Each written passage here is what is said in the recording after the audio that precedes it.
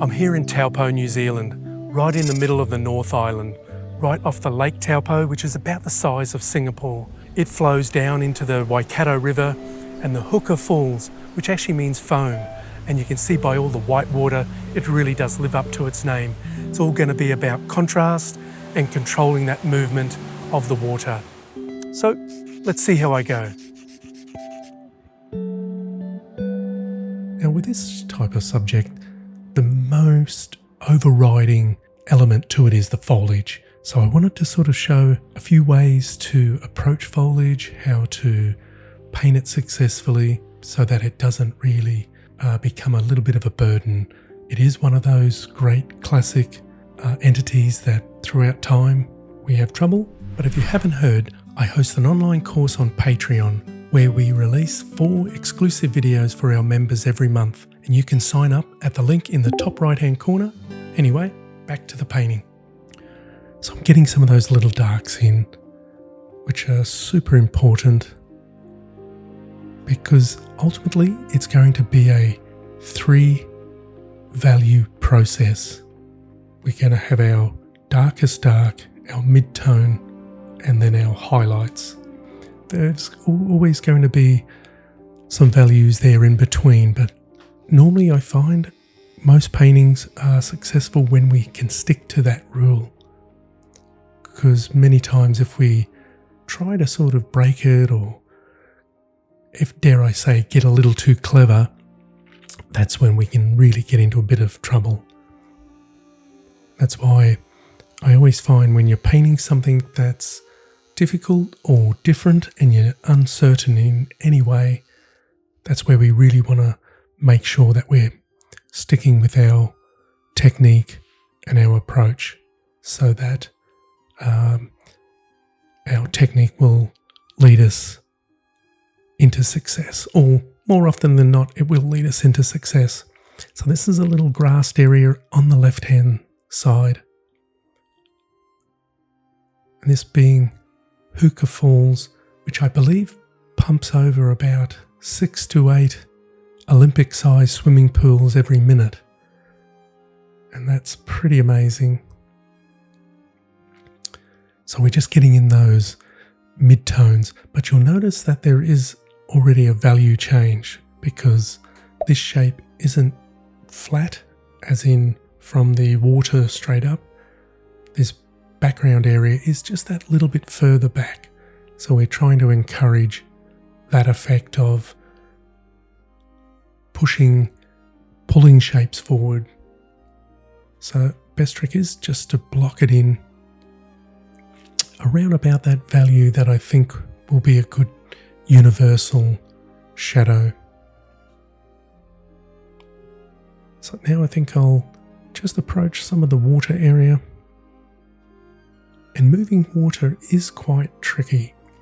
And this is almost a light pale green, so it didn't have a lot of good darks in it, or it didn't really possess a good natural colour. So I was in for a little bit of a experimentation and a little bit of a fight there just to figure out exactly the best way to get the water.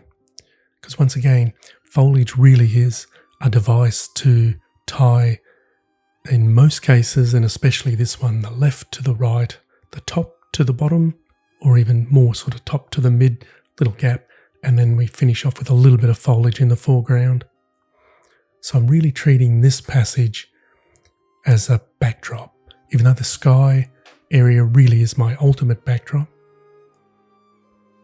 And this right-hand side, there's not going to be a great deal of detail, and because we do want to keep the viewer's eye more on the left-hand side onto the rock where the water sort of powers through. But as you'll notice, I've put quite a bit of work in before I bring the sky in. And the sky is almost the same value and colour as my backing board.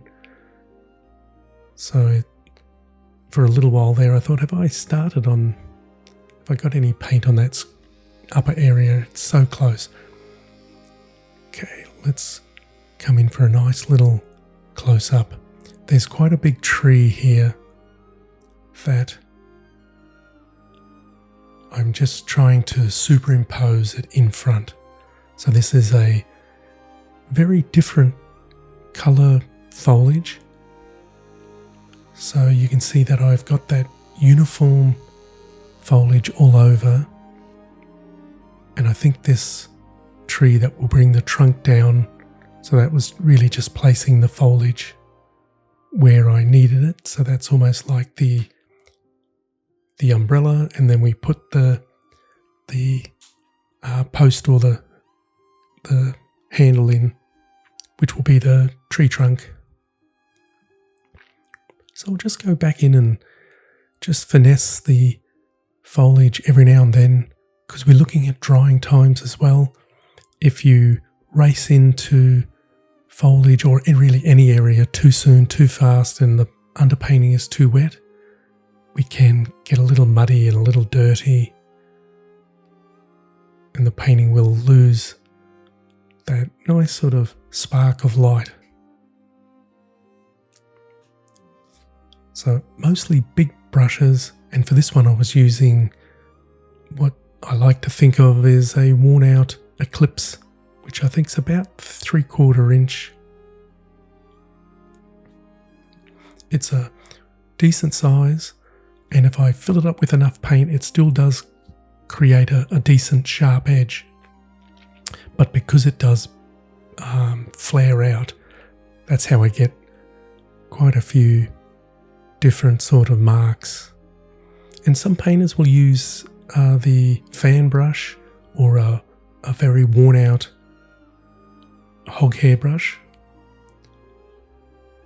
so that we can get quite a variation when it comes to the actual foliage. And with this foreground area, there was just a few little sort of branches and sticks just up in front of that main big shape in the foreground, just above there. So I'm just preparing the underpainting and then coming in later to put a few nice little verticals in there as well. But super important to keep those darkest values nice and clean. So you can see I'm just tapping in a few little darks there just to extend the tonal range.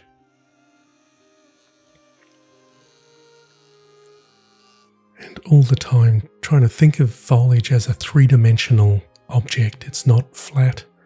So one, we're trying to create depth in its position, but also a three-dimensional effect and feeling with it as well. So this is really some of the final little touches.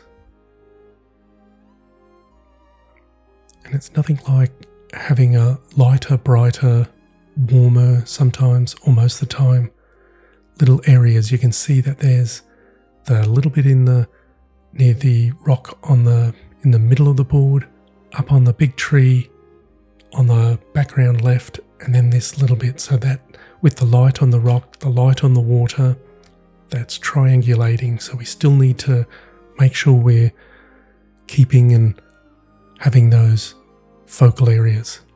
So you can see some of those little darks coming in now. That's really going to finish the painting off nicely.